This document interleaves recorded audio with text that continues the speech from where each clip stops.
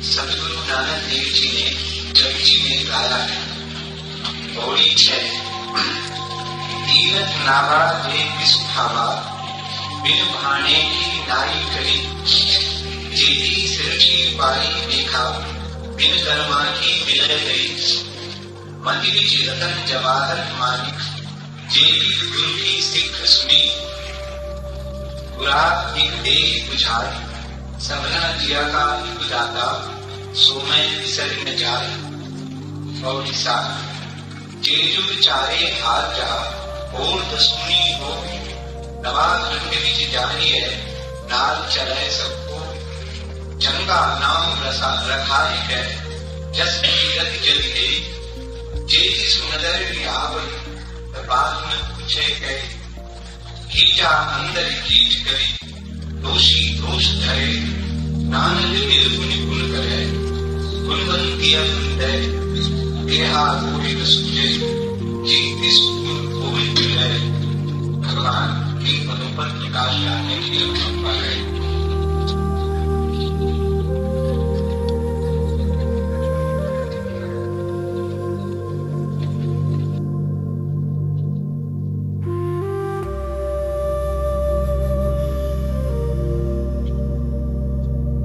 एक रात नानक अचानक घर छोड़कर चले गए। किसी को पता नहीं कहां खोजा गया। साधुओं की संगत में, मंदिरों में, जहां संभावना थी, पर कहीं भी वे मिले नहीं। और तब किसी ने कहा कि मरघट की तरफ जाते देखा है। भरोसा किसी को ना आया। मरघट अपनी मर्जी से कोई जाता ही कैसे। मरघट ले जाने के लिए तो 4 आदमियों की जरूरत पड़ती, बामुश्किल कोई जाता है। मरा हुआ आदमी भी जाना नहीं चाहता, तो जिंदा आदमी के जाने का तो कोई सवाल नहीं। लेकिन जब नानक को कहीं न पाया तो लोग मरघट पहुंचे। मरघट में उन्होंने धूनी जमा रखी थी, बैठे थे ध्यान में। घर के लोगों ने कहा, पागल हो गए हो? घर द्वार छोड़कर, बच्चे पत्नी छोड़कर यहाँ क्या कर रहे हो? ये मरघट है, ये पता है। नानक ने कहा, यहाँ जो आ गया वो फिर कभी मरता नहीं। और जिसे तुम घर कहते हो, वहां जो भी है वो आज नहीं कल मरेगा। फिर मरघट कौन सी जगह? जहां लोग मरते हैं वो मरघट, या जहां लोग कभी नहीं मरते वो मरघट? और फिर जब एक दिन यहां आ ही जाना है, तो 4 आदमियों के कंधे पर चढ़ के क्या आना, शोभा नहीं देता। मैं खुद ही चला आया हूं।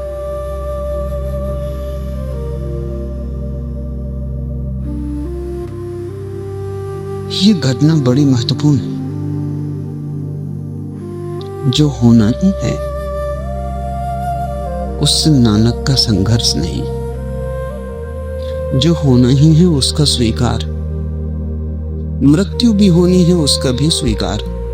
और क्या कष्ट देना दूसरों को वहां तक ले जाने के लिए, खुद उठ के ही चले जाना बेहतर। जो होगा उससे हमारा विरोध बना रहता है। हमारी अपनी चाह है ऐसा ना हो। नानक की अपनी कोई चाह नहीं। जो उसकी चाह है, अगर मृत्यु भी उसकी चाह है, तो वो भी नानक को स्वीकार। उस रात नानक को लोग समझा बुझा के घर ले आए,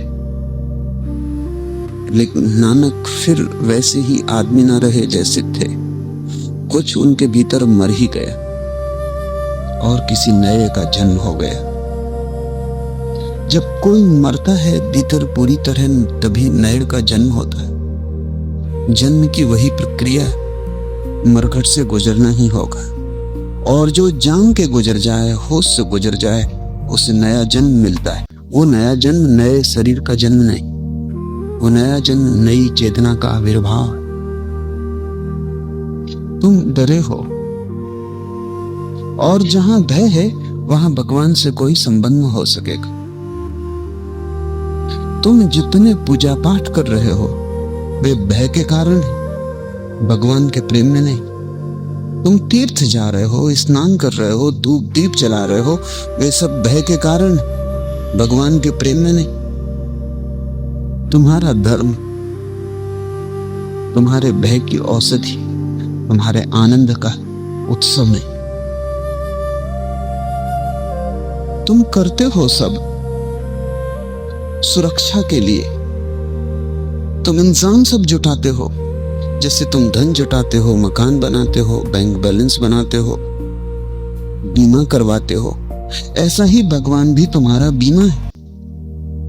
तुम्हारे तीर्थ, तुम्हारे स्नान, तुम्हारे पूजा पाठ सब तुम्हारी सुरक्षाएं हैं भय की। और भय से कभी कोई उस तक पहुंचा? भय कोई पहुंचने का ढंग? भय तो टूटने का ढंग है, प्रेम जुड़ने का ढंग है। भय से तो दूरी होती है, प्रेम से निकटता होती है। और प्रेम और भय कहीं भी नहीं मिलते। जब भय पूरा छूट जाता है तो प्रेम का उदय होता है। जब तक भय बना रहता है तब तक तुम घृणा कर सकते हो, घृणा को साज संवार सकते हो, लेकिन प्रेम नहीं कर सकते। कैसे तुम प्रेम करोगे जिससे तुम भयभीत हो? जिससे भय है उससे तुम संघर्ष करोगे, समर्पण कैसे करोगे? और अगर समर्पण भी करोगे तो वो भी संघर्ष की ही एक नई तरकीब होगी कि चलो शायद इससे ही भय से छुटकारा हो जाए। लोग तीर्थ जा रहे हैं, स्नान कर रहे हैं। इस स्नान में कोई उत्सव नहीं है, केवल पापों से छुटकारे की आकांक्षा है। जो बुरा किया है सोचते हैं गंगा में स्नान से बह जाएगा, लेकिन बुरा तुमने किया है और गंगा में स्नान से कैसे बह जाएगा? गंगा का दोष क्या है तुम्हारी बुराई में? बुरा तुम करोगे, गंगा किस लिए धोने को बहती रहेगी? और बुराई तुमने जो की है वो शरीर की तो नहीं, चेतना की है। गंगा का पानी उस चेतना को छू भी कैसे पाएगा? हाँ, तुम गंदे हो, गंगा में स्नान से स्वच्छ हो जाओगे। धूल लगी है शरीर पर, गंगा धो देगी, लेकिन धूल लगी है तुम में, वो शरीर पर लगी नहीं, तो गंगा क्या करेगी? शरीर को धोने के लिए तो गंगा ठीक, आत्मा को धोने का वो उपाय नहीं, कोई और गंगा खोजनी पड़ेगी। पुरानी कथा है कि एक गंगा तो जमीन पर बहती है और एक गंगा स्वर्ग। तुम्हें स्वर्ग की गंगा खोजनी पड़ेगी, क्योंकि पृथ्वी की गंगा शरीर को छुएगी, पृथ्वी की है, शरीर तक उसकी पहुंच। स्वर्ग की गंगा तुम्हें छुएगी, तुम्हें धो देगी, लेकिन स्वर्ग की गंगा तुम कैसे खोजोगे? कहां खोजोगे? ये सूत्र स्वर्ग की गंगा की खोज के लिए कहे गए हैं। यदि वो उसको भा गया तो मैंने तीर्थों में स्नान कर लिया, उसको भा जाना, स्वर्ग की गंगा को खोज लेना।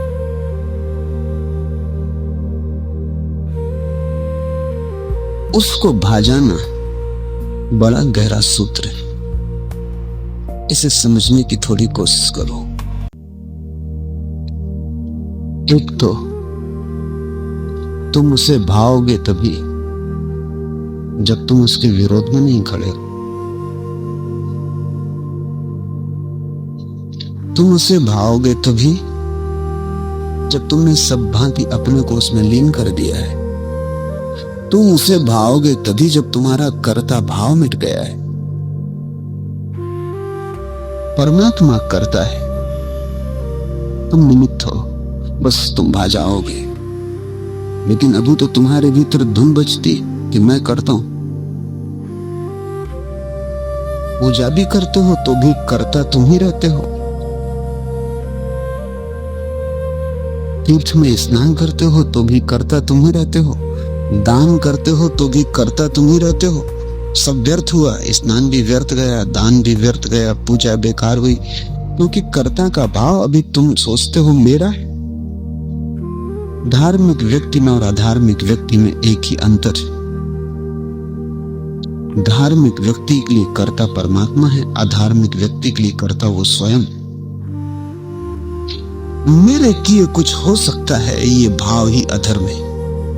उसके किए ही सब हो रहा है, ये भाव धर्म है। तुम उसे प्यारे हो जाओगे। तुम अपने ही हाथ से उसकी तरफ पीठ किए खड़े हो। तुम्हारा कर्तापन ही तुम पीठ किए हो। जैसे ही तुम कर्तापन छोड़ोगे, सन्मुख हो जाओगे, विमुखता मिट जाएगी। तुमने किया क्या है? न जन्म तुम्हारा, न जीवन तुम्हारा, न मृत्यु तुम्हारी, सब वही कर रहा है। लेकिन बीच के अंतराल में तुम अपने कर्ता होने का भाव जुटा लेते। और वो जो कर्ता का भाव है, फिर वो पाप करे तो भी पाप, पुण्य करे तो भी पाप। इसे ख्याल ले लेना। तुम सोचते हो पाप करना पाप है और पुण्य करना पुण्य है, तुम गलती में हो। कर्ता होना पाप है, अकर्ता होना पुण्य। अगर पुण्य करते वक्त भी तुम कहते हो मैंने किया, मंदिर बनाए, पूजा की, इतने व्रत उपवास किए, इतनी बार तीर्थ गया, काशी गया, हज गया, हाजी हुआ, ये तुम जितना कहोगे मैंने किया, सब पाप हो गया। इसलिए पाप का संबंध कर्म से नहीं, भाव से। तुम अगर अकर्ता भाव से कर सको तो इस जगत में कोई भी पाप नहीं है। अगर तुम कर्ता भाव से करो तो इस जगत में सभी कुछ पाप है। कृष्ण अर्जुन को गीता में यही कह रहे हैं कि तू कर्ता भाव छोड़ दे और वो जो करवा रहा है वही कर। उसकी जो मर्जी वो होने दे, तू बीच में मत आ। तू अपनी तरफ से चुनाव मत कर। तू विचार मत कर कि क्या ठीक है और क्या गलत है। तू जानेगा भी कैसे कि क्या ठीक है और क्या गलत है? तेरे देखने की सीमा कितनी, तेरे समझ कितना, तेरा अनुभव कितना, तेरा होश कितना। तो इस छोटी से दिए से देखने की कोशिश मत कर। इसकी रोशनी 4 फीट से ज्यादा दूर नहीं पड़ती और जीवन का विस्तार अनंत है। वो तुझसे जो करवा रहा है तू कर। तू बीच में मत खड़ा हो, तो सिर्फ माध्यम बन जाए, जिससे बांसुरी से कोई गीत गाए और बांसुरी केवल राह दे। ऐसी तू राह दे, निमित्त हो जाए। जो निमित्त हो गया वो उसका प्यारा हो गया। जो कर्ता बना रहा वो दुश्मन बना रहा। उसका प्रेम तो फिर भी बरसता रहेगा, क्योंकि उसका प्रेम बेशर्त है।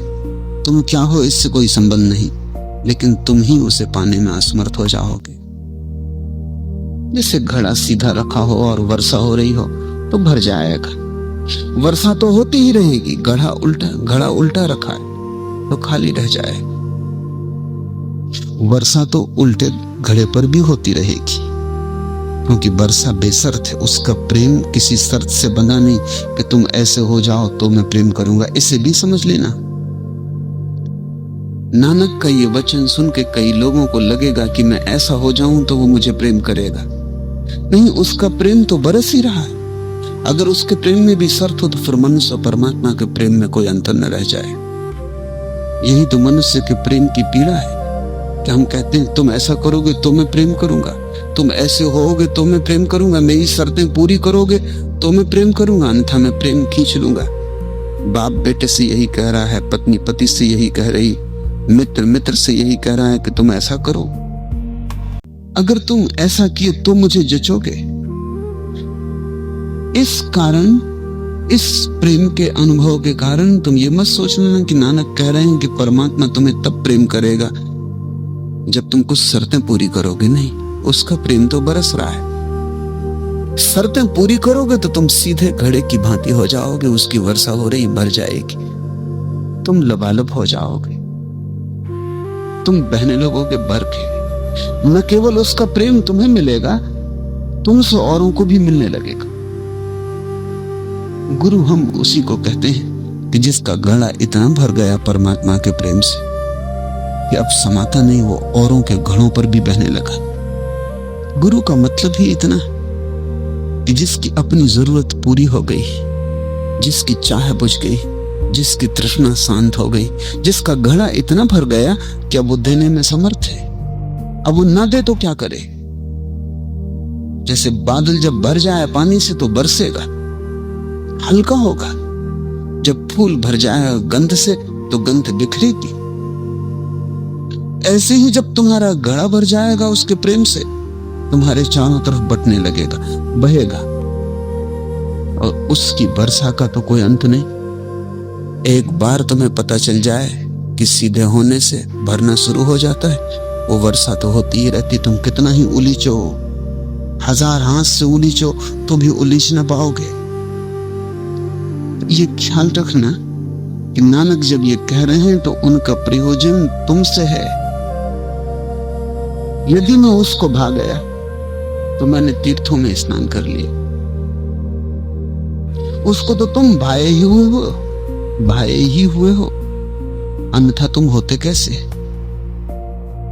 अगर वो एक क्षण को भी न चाहता तुम्हारा होना तो तुम तिरोहित हो जाते। तुम्हारी श्वास श्वास में वही है, तुम्हारी हर धड़कन में वही है। अस्तित्व ने तुम्हें चाहा है, अस्तित्व ने तुम्हें प्यार किया है, अस्तित्व ने तुम्हें बनाया है। तुम कैसे हो इसकी फिक्र नहीं है, अस्तित्व तुम्हें अभी भी जीवन दे रहा है। उसे तो तुम भाए ही हुए हो, लेकिन तुम उल्टे खड़े हो, तुम पीठ किए हो, तुम उसके प्रेम से भी डरे हो, तुम उससे भागे हुए हो। वो तुम्हें भरना चाहता है, तुम बचना चाहते हो। इसलिए जब नानक कहते हैं यदि मैं उसको भाग गया, तो अर्थ है जब मैं सीधा हुआ, सन्मुख हुआ, जब मैंने भय छोड़ा। भय के कारण ही तुम अपने घड़े को उल्टा किए बैठे हो कि कहीं कुछ गलत ना भर जाए। भय के कारण ही तुमने दरवाजे बंद कर रखे कि कहीं कोई चोर दुश्मन भीतर ना आ जाए। भय के कारण ही तुमने अपने हृदय को सब तरफ से बंद कर लिया है। लेकिन जब तुम दरवाजे बंद कर लेते हो और चोर डाकू नहीं आ सकता, तो प्रेमी भी नहीं आ सकता, क्योंकि द्वार तो वही है जहां से चोर आता है, वहीं से प्रेमी आता है। तो ये हो सकता है कि तुमने इंतजाम कर लिया हो चोर के ना आने का, लेकिन ध्यान रखना तुमने प्रेमी के आने का द्वार भी बंद कर रखा। और वो जिंदगी किस काम की जिसमें प्रेमी ना आए, ना आया चोर तो भी किस काम की। तुम इतने भयभीत हो, इसलिए तुम अपने को उल्टा किए हो, कुछ प्रवेश ना कर जाए। फिर तुम खाली हो, फिर तुम रोते हो कि मैं खाली हूं, कि मेरे द्वार कोई अतिथि नहीं आता, कि कोई मेरे द्वार पर दस्तक नहीं देता। तुम्हारे भय ने तुम्हें परमात्मा से विमुख कर रखा है। और मजा यह है कि तुम्हारा सारा धर्म तुम्हारे भय का विस्तार है। तुम्हारे सब तथाकथित भगवान तुम्हारे भय की ही धारणाएं। तुम भय के कारण उन्हें स्वीकार किए हो, तुम डरते हो, तुम संदेह करने में भी डरते हो, इसलिए संदेह नहीं कर रहे हो। आस्था तुम में पैदा नहीं हुई है। संदेह करने के डर के कारण अगर तुम आस्थावान बने हुए हो तो तुम्हारी आस्था थोते से सत्य का क्या संबंध होगा। तुम्हारी आस्था ऊपर ऊपर, उस गहनतम से तुम्हारा कैसे मिलन होगा। और आस्था ऊपर हो तो भीतर तो संदेह छिपा ही है। मुल्ला नसरुद्दीन एक चुनाव में खड़ा हुआ, उसे कुल 3 ही वोट मिले। एक उसका खुद का अपना, एक उसकी पत्नी का और एक किसी अज्ञात व्यक्ति का। पत्नी बोली तो हूं, संदेह सच ही निकला। जल्दी बताओ ये दूसरी औरत कौन है?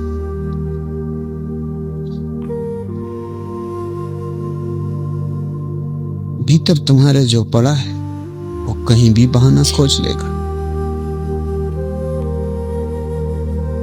तुम भीतर अगर संदेह से भरे हो तो ऊपर की आस्था, ऊपर का प्रेम कहीं भी टूट जाएगा।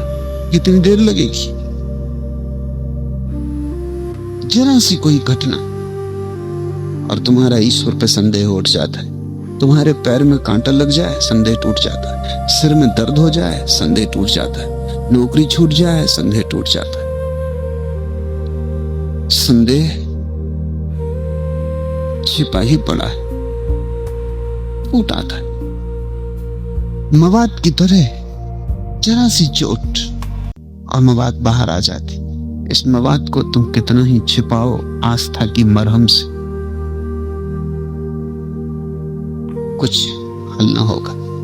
किसे तुम धोखा दे रहे हो? कौन तुम्हारे धोखे में आ रहा है? तुम खुद भी अपने धोखे में नहीं आ रहे हो तो दूसरा तो कोई क्या आएगा? तुम भी भली भांति जानते हो कि तुम्हारी आस्था भय के कारण है और भीतर संदेह भरा है।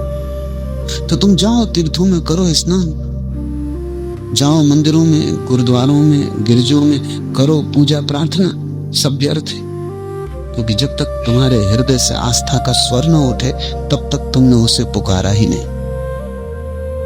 और जब तुम भय से जाओगे तो तुम जरूर कुछ मांगोगे, क्योंकि भय हमेशा मांगता है, और जो मांगता है वो मिल जाए तो आश्वस्त होता है, न मिले तो संदेह गहन होता है। तुम सदा मांगते हो। आस्था सिर्फ धन्यवाद देने जाती है। आस्थावान भी मंदिर जाएगा तो धन्यवाद देने कि तूने पहले ही काफी दिया है,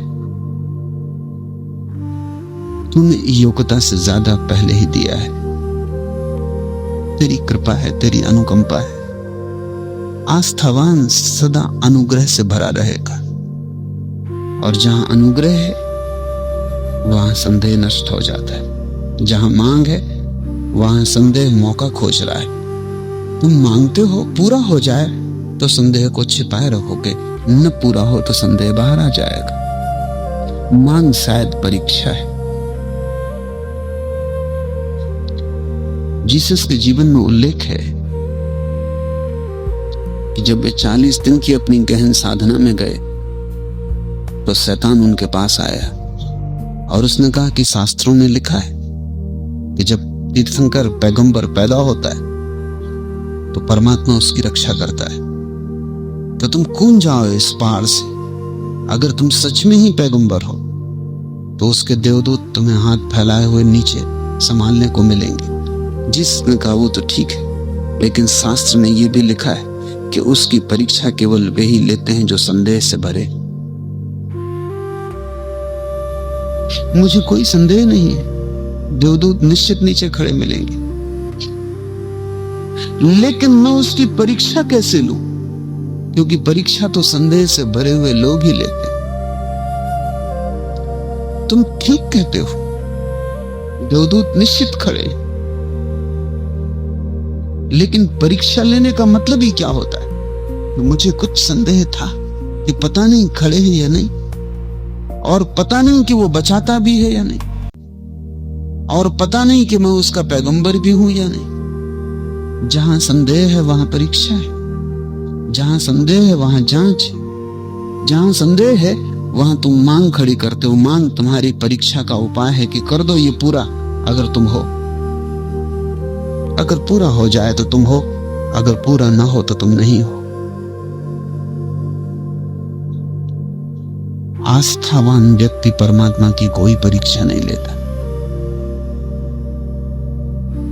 आस्थावान तो अनुग्रहित है, वो मांग नहीं करता। और जिस दिन तुम मांग बंद कर दोगे तुम्हारा भय समाप्त होने लगेगा। जैसे जैसे तुम अनुग्रह से भरोगे, मांग हटेगी, वैसे वैसे तुम पाओगे कि तुम्हारा मुख परमात्मा की तरफ होने लगा, घड़ा सीधा हो गया। और जैसे जैसे तुम सीधे होगे थोड़ी थोड़ी उसकी अमृत की वर्षा की बूंदें तुम में पड़ेंगी, तुम्हारा भय मिट जाएगा। तब तुम पाओगे कि वही बरस रहा है, मैं नाहक ही भयभीत था। तब तुम द्वार खुले छोड़ दोगे, क्योंकि वही आता है, मैं नाहक भयभीत था। चोर में भी वही आता है, बेईमान में भी वही आता है। और जब तक तुम सदी में उसको ना देख लोगे तब तक तुम उसे देख ही ना पाओगे। नानक कहते हैं, यदि मैं उसको भा गया तो मैंने तीर्थों में स्नान कर लिया। तीर्थ ही नावा जेते सुभावा, बिनु भाने की नाई करी। और यदि नहीं भाया उसे तो नहा धोकर क्या करूंगा? नहीं भाया उसे तो नहा धोकर तैयारी भी किसके लिए करनी? नहीं भाया उसे तो मेरा नहाना धोना भी मेरा अहंकार मजबूत करेगा। तीर्थयात्री को देखो, जब हज से कोई हाजी होकर लौटता तब उसे देखो, तब एक अकड़ लेके लौटता है। विनम्र होकर लौटना चाहिए था। हज अगर सच में हुआ, अगर तीर्थ यात्रा हो गई तो आदमी बदल के लौटेगा। अहंकार वहीं छोड़ के लौट आया, लेकिन वहां से वो अकड़ के आता है। तीर्थयात्री जब लौटता है तो आशा रखता है स्वागत समारंभ की। लोग पैर छुएंगे और कहेंगे कि गजब किया, कि तीर्थ हुआ है, बड़ा पुण्य किया। पुण्य से भी तुम अहंकार को ही भरना चाहते हो। तुम उपवास भी करते हो तो शोभा यात्रा की अपेक्षा रखते हो। बैंड बाजे लोग बजाएं, गांव-गांव खबर हो जाए कि तुमने कितने उपवास किए। वहां भी तुम अहंकार को ही खोज रहे हो। और जितना अहंकार मजबूत होता है उतने ही तुम विमुख हो जाओगे। तुम जितने ज्यादा उतने विमुख। इस गणित को ठीक से ख्याल में रख लेना। तुम जितने कम उतने सन्मुख। तुम बिल्कुल नहीं, वही तुम्हारे द्वार पर खड़ा है। तब चोर भी आया तो वही आता है। तब भय किसी का भी नहीं रह जाता, क्योंकि वही है। यदि मैं उसको भा गया तो मैंने तीर्थों में स्नान कर लिया, और यदि नहीं भाया तो नहा धोकर क्या करूंगा। उसने जितनी सृष्टि की हो, जो दृश्य है, उसमें कर्म के बिना किसको क्या मिला। इस सृष्टि में तो जो भी मिलता है वो कर्म से मिलता है, और इसी से एक बड़ी भ्रांति हो जाती। भ्रांति ये हो जाती है कि जैसे इस सृष्टि में सब कुछ कर्म से मिलता है, ऐसे ही परमात्मा को भी पाना हो तो कुछ कर्म करना होगा, तब मिलेगा। इसे थोड़ा समझिए। जगत में सभी चीजें कर्म से मिलती हैं। प्रेम कर्म से नहीं मिलता, प्रार्थना कर्म से नहीं मिलती,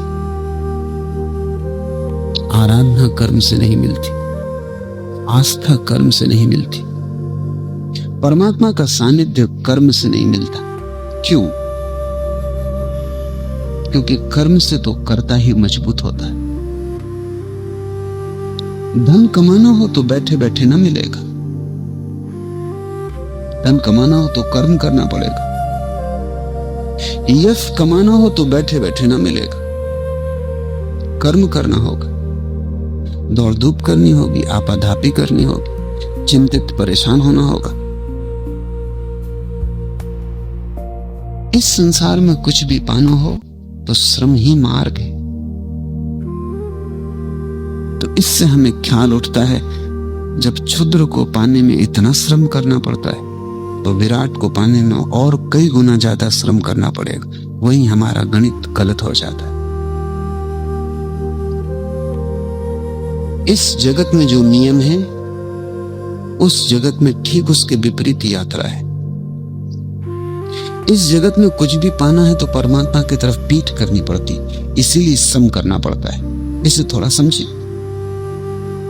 जितना उसका सहारा हम छोड़ते हैं उतनी ही हमें मेहनत उठानी पड़ती है, क्योंकि हम ही को करना पड़ता है जो वो कर देता है।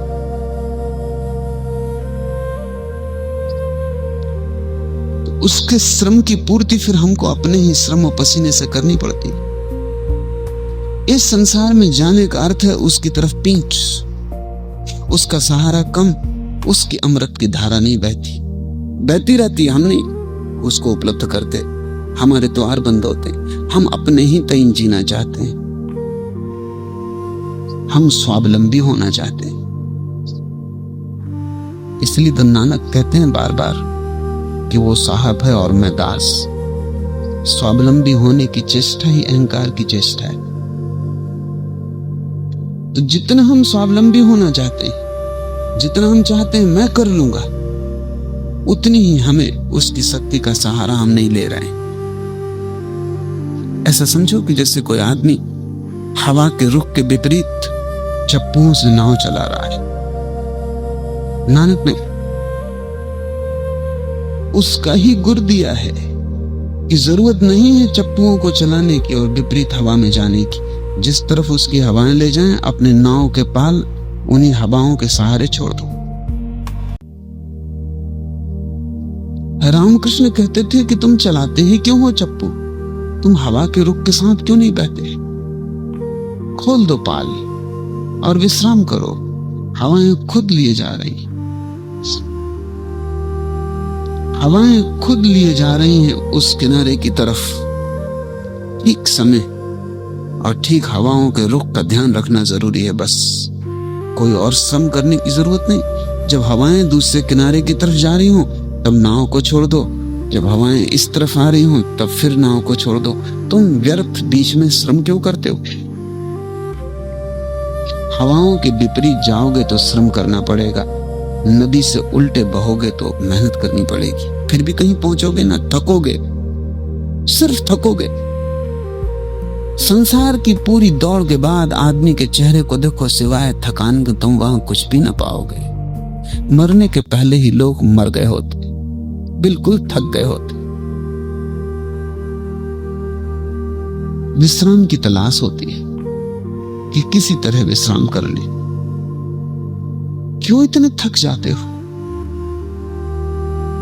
आदमी बूढ़ा होता है, कुरूप हो जाता है। तुमने जंगल के जानवरों को देखा, बूढ़े होते हैं लेकिन कुरूप नहीं होते। बुढ़ापे में भी वही सौंदर्य होता है। तुमने बूढ़े वृक्षों को देखा, 1000 साल पुराना वृक्ष, मृत्यु करीब आ रही लेकिन सौंदर्य में रत्ती भर कमी नहीं होती, और बढ़ गया होता है। उसके नीचे हजारों लोग छाया में बैठ सकते। सौंदर्य में कोई फर्क नहीं पड़ता, सौंदर्य गहन हो गया होता है। बूढ़े वृक्ष के पास बैठने का मजा ही और, वो जवान वृक्ष के पास बैठने से नहीं मिले। अभी जवान को कोई अनुभव नहीं। बूढ़े वृक्ष ने न मालूम कितने मौसम देखे, कितनी वर्षाएं, कितनी सर्दियां, कितनी धूप, कितने लोग ठहरे और गए, कितना संसार बहा, कितनी हवाएं गुजरी, कितने बादल गुजरे, कितने सूरज आए और गए, कितने चांदों से मिलन हुआ, कितनी अंधेरी रातें, वो सब लिखा है, वो सब उसमें भरा है। बूढ़े वृक्ष के पास बैठना इतिहास के पास बैठना है। बड़ी गहरी परंपरा उसमें से बही है। बौद्धों ने जिस वृक्ष के नीचे बुद्ध को ज्ञान हुआ उसे बचाने की अब तक कोशिश की, वो इसीलिए कि उसके नीचे एक परम घटना घटी। वो वृक्ष उस अनुभव से अभी आपूरित थे, वो वृक्ष अभी भी उस स्पंदन से स्पंदित है। वो जो महोत्सव उसके नीचे हुआ था, वो जो बुद्ध परम ज्ञान को उत्पन्न हुए थे, वो जो प्रकाश बुद्ध में जला था, उस प्रकाश की कुछ किरणें अभी भी उसे याद है। और अगर तुम बोधि वृक्ष के पास शांत होकर बैठ जाओ तो तुम अचानक पाओगे ऐसी शांति जो तुम्हें कहीं भी ना मिली थी, क्योंकि तुम अकेले ही शांत नहीं हो रहे हो। उस वृक्ष ने एक अपरसीम शांति जानी, वो अपने अनुभव ने तुम्हें भागीदार बनाएगा। बूढ़े वृक्ष सुंदर हो जाते हैं। बूढ़े शिव में और ही सौंदर्य होता है जो जवान में नहीं होता। जवान में एक उत्तेजना होती है, जल्दबाजी होती है, अधैर्य होता है, वासना होती है। बूढ़े में सब शांत हो गया होता है, लेकिन आदमी कुरूप हो जाता है क्योंकि आदमी थक जाता है। वृक्ष परमात्मा के खिलाफ नहीं लड़ रहे, उन्होंने पाल खोल रखे हैं, जहां उसकी हवा ले जाए वे वहीं जाने को राजी।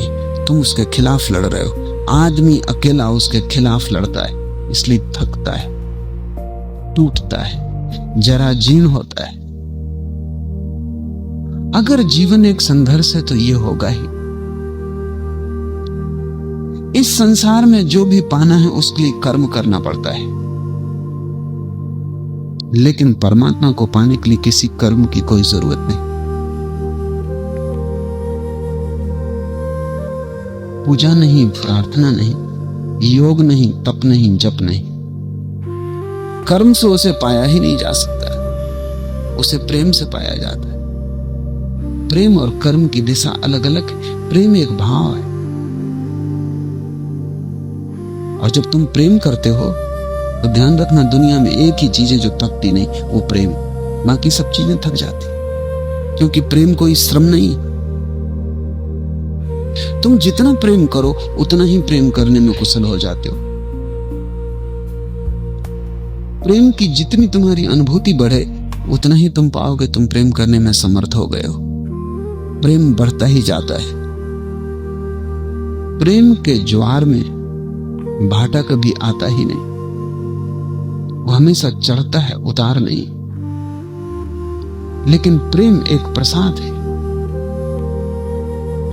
वो तुम्हारा श्रम नहीं है। ठीक से समझो तो प्रेम तुम्हारा विश्राम है। इसलिए तो जब तुम प्रेम में होते हो तुम ताजा अपने को पाते हो, विश्राम में पाते हो। साधारण प्रेम में भी अगर एक व्यक्ति से तुम्हारा प्रेम है, वो तुम्हारे पास बैठ जाता है तो तुम पाते हो सब थकान मिट गई, तुम हल्के हो गए, ताजे हो गए, प्रफुल्लित हो गए, श्रम की सारी धूल झड़ गई।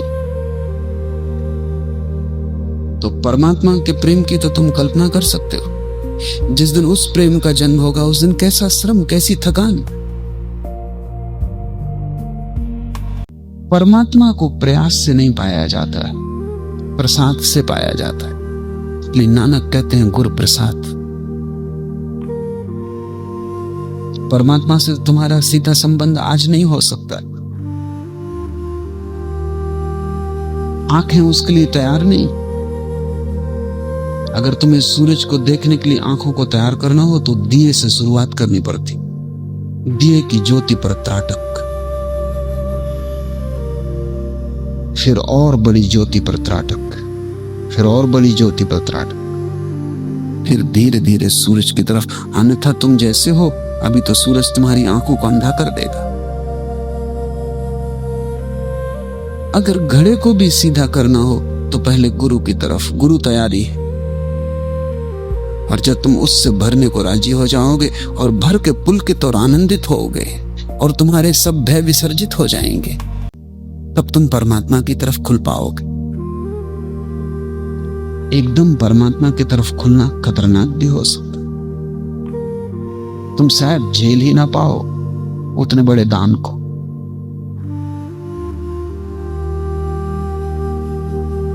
आकाश से गंगा उतारनी हो तो भगीरथ चाहिए। गंगा को तुम झेल ना पाओगे, हर कोई ना झेल पाएगा। तुम तो छोटे से डबरे में डूब जाओगे।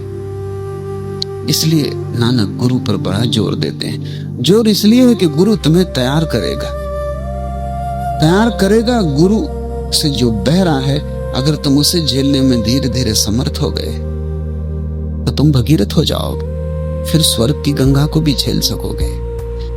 परमात्मा पाया जाता है कृत्य से नहीं, इस सृष्टि में सभी कुछ कर्म से पाया जाता है। परमात्मा कैसे पाया जाता है? जो गुरु की एक सिखावन सुन लेता है।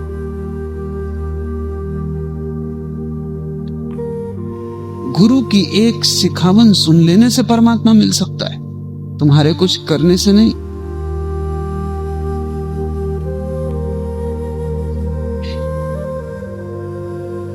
उसकी मति जो गुरु की एक सिखावन सुन लेता है, रत्न जवाहर और माणिक जैसी हो जाती, बहुमूल्य हो जाती।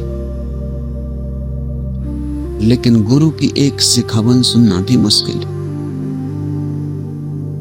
क्योंकि गुरु की एक सिखावन सुनने के लिए भी तुम्हें अपना पूरा जीवन रूपांतरित करना होगा। तुम जैसे हो वहां तो तुम्हें कुछ भी सुनाई ना पड़ेगा। गुरु की सिखावन के लिए तुम्हें गुरु की तरफ उन्मुख होना पड़ेगा। तुम्हें उसके पास चुप और शांत बैठने की कला सीखनी पड़ेगी। तुम जब उसके पास आओ तो तुम्हें सिर अपना घर ही छोड़ के आना पड़ेगा। अगर तुम सिर अपने साथ ले आए तो तुम सुन ना सकोगे। सिखावन भी दी जाएगी तो अर्थ तुम अपने निकाल लोगे। तुम्हारा सिर बीच में सब रूपांतरित कर देगा, बदल देगा। कुछ कहा जाएगा, कुछ तुम सुनोगे, और तुम खाली हाथ आए थे, खाली हाथ वापस लौट जाओगे। क्योंकि गुरु की सिखावन मस्तिष्क से नहीं सुनी जाती, सिर से उसका कोई लेना देना नहीं। गुरु की सिखावन तो हृदय से सुनी जाती। तुम गुरु की सिखावन सुनते वक्त विचार नहीं करते कि वो ठीक कह रहा है या गलत कह रहा है, इसलिए तो आस्था से सुनी जाती। गुरु कह रहा है इसलिए ठीक। तुम सोचने वाले नहीं हो, निर्णायक नहीं हो कि वो ठीक कह रहा है कि गलत कह रहा है। अगर तुम अभी भी सोचने वाले हो तो तुम शिक्षक के पास हो, गुरु के पास नहीं। तब तुम विद्यालय में हो, साध संगत में नहीं। वहां तुम सोचो कि क्या ठीक है क्या गलत, लेकिन निर्णायक तुम ही हो। गुरु के पास आने का अर्थ है कि मैं निर्णय कर करके थक गया। निर्णय मुझसे नहीं होता। गुरु के पास आने का अर्थ है कि मैं सोच सोच के थक गया, मैं कुछ भी सोच नहीं पाता। गुरु के पास आने का अर्थ है कि मैं अपने से परेशान हो गया और मैं अपने को छोड़ने आया हूं। इसको संक्षिप्त में कहें तो श्रद्धा। गुरु के पास तुम तभी आ सकते हो जब तुम अपने से भली भांति परेशान हो गए। अगर तुम अभी भी समझते हो कि तुम समझदार हो तो गुरु के पास आने का कोई अर्थ नहीं। अभी तुम ही अपने गुरु हो। अभी कुछ दिन और भटको, अभी कुछ और तकलीफ झेलो, अभी संदेह कर करके कुछ और पीड़ा इकट्ठी करो, अभी और संताप जरूरी है तुम्हें पकाने को। लेकिन जिस दिन तुम अपने से उब जाओ उसी दिन गुरु के पास आना। कच्चे आने से कोई सार नहीं। इसलिए एक बड़ी कठिनाई होती। लोग गुरु के पास चले आते हैं और तैयार नहीं होते। तैयारी का मतलब है कि अभी वे अपने पे भरोसा करते हैं। तो गुरु जो कहेगा उसमें सोचेंगे क्या सही क्या गलत, उसमें से चुनेंगे। जो जचेगा वो मानेंगे, जो नहीं जचेगा वो नहीं मानेंगे। तो तुम अपनी ही मान रहे हो। इसको श्रद्धा मत कहना, इसको समर्पण भी मत समझना। तुमने कुछ भी छोड़ा नहीं है। गुरु के पास जाने का तो एक ही राज है कि तुम अपने को छोड़ के जाना। फिर वो जो कह रहा है सही है, फिर तुम्हें निर्णय करने को कुछ बचा नहीं। और तब तुम उसकी सिखावन सुन पाओगे, क्योंकि ऐसे समग्र हृदय से ही सिखावन सुनी जा सकती है। और तभी तुम सिख हो पाओगे। जिसने सिखावन सुनी वो सिख हुआ। सिख शब्द बड़ा प्यारा है। वो संस्कृत के शिष्य से बना है। जो सीखने को तैयार है वो सिख, जो सिखावन सुनने को तैयार है वो सिख। जो अभी अपनी ही अकड़ से जी रहा है, जो अभी सीखने को तैयार नहीं है, वो सिख नहीं। तुम वस्त्र पहन सकते हो सिख, उससे कुछ हल नहीं होता। तुम ढंग बना सकते हो सिख का, उससे कुछ हल नहीं होता। क्योंकि सिख होना एक हार्दिक घटना है। कहते हैं नानक, मति विच रतन जवाहर मानिक, जे एक गुरु की सिख सुनी। और 1000 बातें सुनने से भी कुछ ना होगा, एक ही सुन लेने से सब हो जाता है।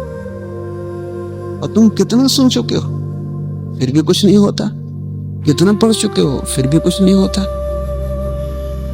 कारण साफ है, तुमने सुना ही नहीं जहां से सुनना चाहिए था। 2 रास्ते हैं सुनने के। एक रास्ता है बुद्धि का। जब बुद्धि सुनती है तो बुद्धि हमेशा द्वैत से सुनती है, सोचती ठीक या गलत, सही या ना सही, मानो न मानो। बुद्धि कभी अहंकार के पार नहीं जाती।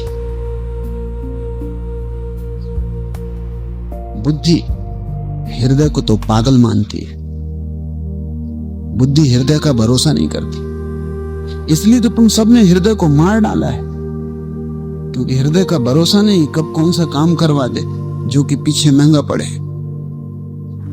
रास्ते से निकलते हो, भूखे को देख के हृदय कहता है दे दो, बुद्धि कहती रुको,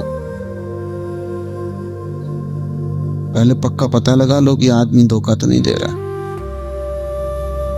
ये कोई व्यवसायी भिखारी तो नहीं, और ये भी तो देखो कि भला चंगा है, कमाता क्यों नहीं। बुद्धि 1000 बातें कहेगी, हृदय में भाव उठा था, बुद्धि उसे दबा लेगी।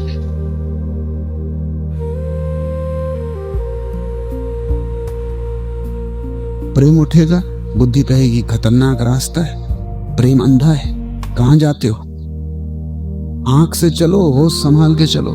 प्रेम ने कई को बर्बाद किया है। बुद्धि का रास्ता राजपथ की तरह साफ सुथरा है, प्रेम का रास्ता पगडंडी की तरह जंगलों में भटक जाती। कहां जा रहे हो, रास्ते से मत उतरो, जहां भीड़ चल रही है वहीं चलो, सब जहां है वहीं ठीक है। अकेले कहां जाते हो, प्रेम अकेले का रास्ता है। इसलिए तो प्रेम प्राइवेसी चाहता है, एकांत चाहता है। प्रेम कहेगा दे डालो, बुद्धि कहेगी पहले सोचो विचारो, सब पता लगा लो फिर देना, तब तुम कभी ना दे पाओगे।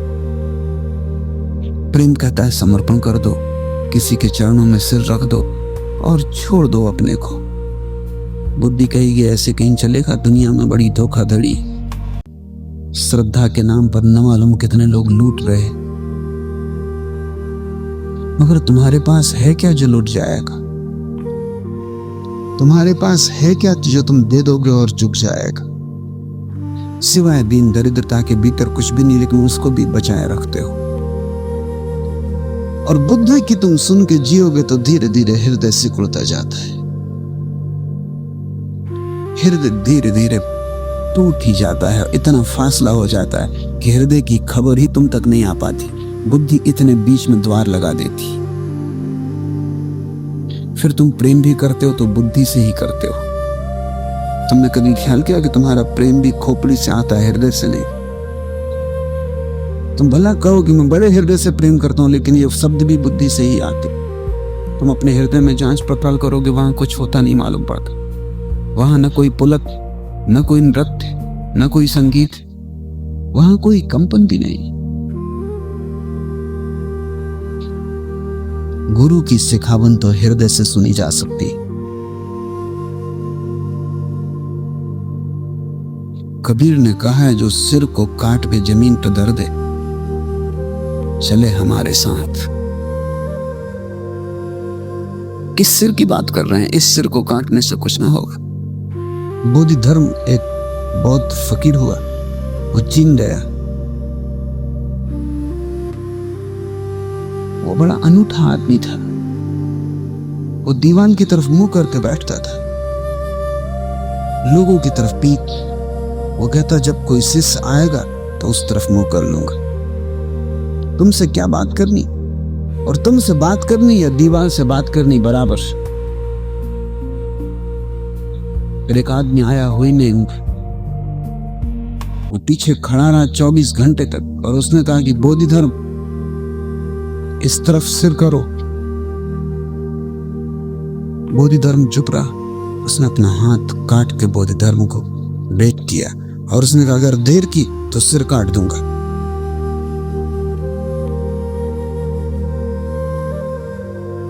बोधि धर्म ने कहा इस सिर को काटने से कुछ भी ना होगा। अगर उस सिर को काटने की तैयारी हो। हुइनिंग ने कहा कि सब तैयारी करके आया हूं, जो कहो वो करने की तैयारी है। 9 साल में पहली दफा बोधि धर्म में किसी व्यक्ति की तरफ चेहरा दिया। हुइनिंग उसका उत्तराधिकारी हुआ, लेकिन उसने पहले पूछा कि इस सिर को काटने से कुछ भी ना होगा। उस सिर को, कौन सा वो सिर है? वो जो भीतर अस्मिता है, अहंकार है। मैं हूं और मैं निर्णायक हूं, तो तुम शिष्य न हो सकोगे, तो तुम सिखावन न सीख सकोगे। और गुरु की जो एक सिखावन सुन लेता है उसकी मति माणिक जैसी हो जाती,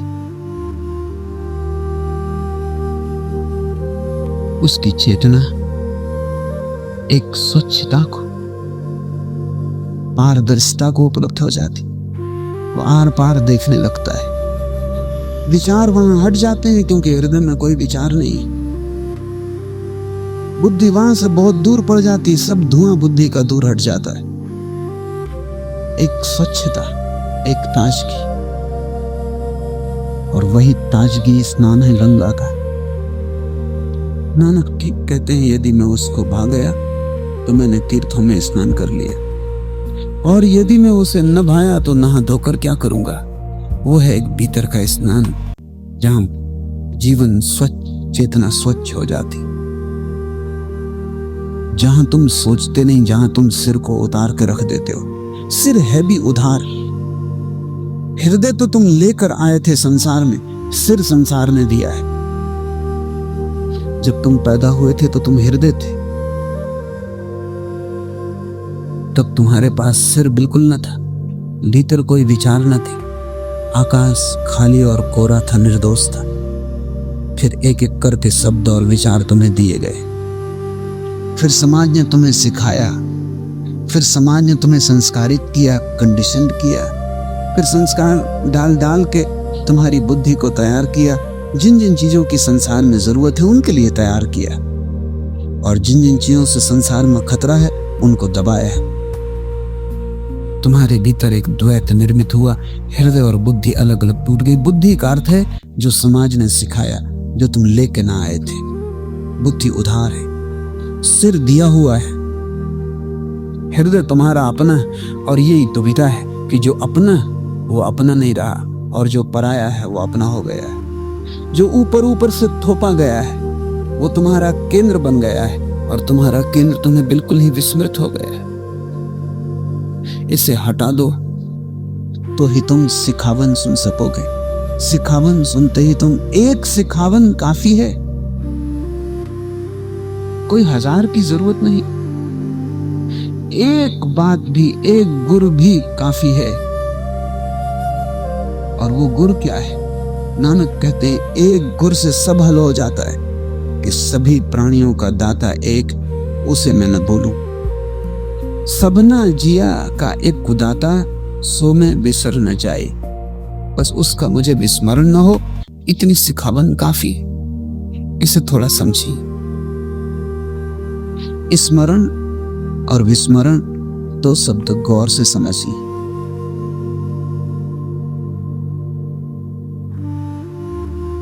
स्मरण का अर्थ है कि जिसकी सतत प्रतीति भीतर बनी रहे। तुम कुछ भी करो, चलो फिरो, उठो बैठो, उसकी सतत प्रतीति बनी रहे। जैसे गर्भिणी स्त्री होती, काम करती है, खाना बनाती है, बिस्तर लगाती, लेकिन पूरे वक्त गर्भ का स्मरण बना रहता है। एक नया हृदय उसके शरीर में धड़कना शुरू हुआ है, एक नए जीवन का अंकुर फूटा है, उसकी प्रतीति बनी रहती। गर्भिणी स्त्री चलती और ढंग से है। तुम स्त्री को चलते देख के कह सकते हो कि वो गर्भिणी। वो बात भी करती रहेगी चलते वक्त, तो भी एक स्मरण भीतर बना हुआ है, एक सतत धार भीतर बह रही कि एक जीवन को संभालना है।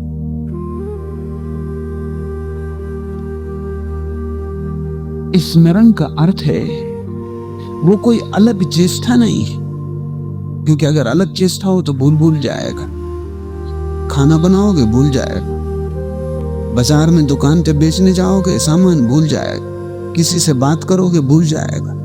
तो अगर तुम ऐसा राम राम राम राम राम राम जपते हो, वो स्मरण नहीं, क्योंकि उसको तुम कब तक जपोगे, सोओगे, भूल जाएगा।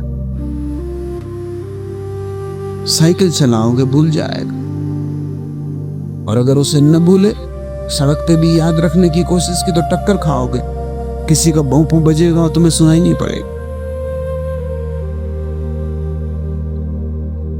जो स्मरण तुम चेष्टा से करोगे, जो तुम्हारे बुद्धि में गूंजेगा, वो स्मरण नहीं, जो तुम्हारे रोए रोए में समा जाए।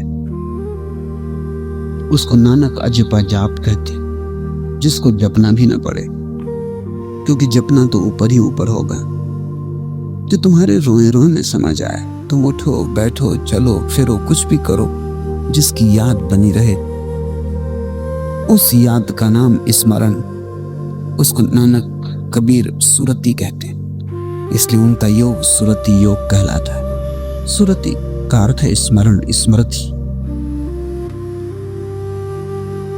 और एक दशा है विस्मरण की, विस्मृति की,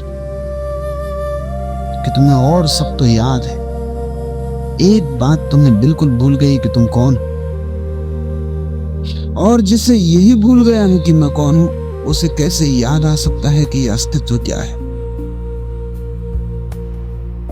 गुरजेफ ने पश्चिम में इस सदी में सेल्फ रिमेम्बरिंग सुरती पर बड़ी मेहनत की। गुरजेफ की पूरी विधि यह थी कि तुम 24 घंटे स्मरण रखो कि मैं हूं, सिर्फ ये स्मरण कि मैं हूं। अगर ये स्मरण सघन होता जाए तो तुम्हारे भीतर एक केंद्र निर्मित होता है, एक क्रिस्टलाइजेशन होता है। तुम्हारे भीतर कोई चीज सघन हो जाती, मजबूत हो जाती, सतत चोट से। तुम्हारे भीतर एक संगठित तत्व का उदय होता है। लेकिन गुरजेफ की विधि में एक खतरा है, जो खतरा महावीर की विधि में भी है, जो खतरा पतंजलि के योग में भी है। और वो खतरा यह है कि कहीं तुम इस संग्रहित हुए तत्व को अहंकार के साथ न जोड़ बैठो, क्योंकि वो बहुत करीब करीब है।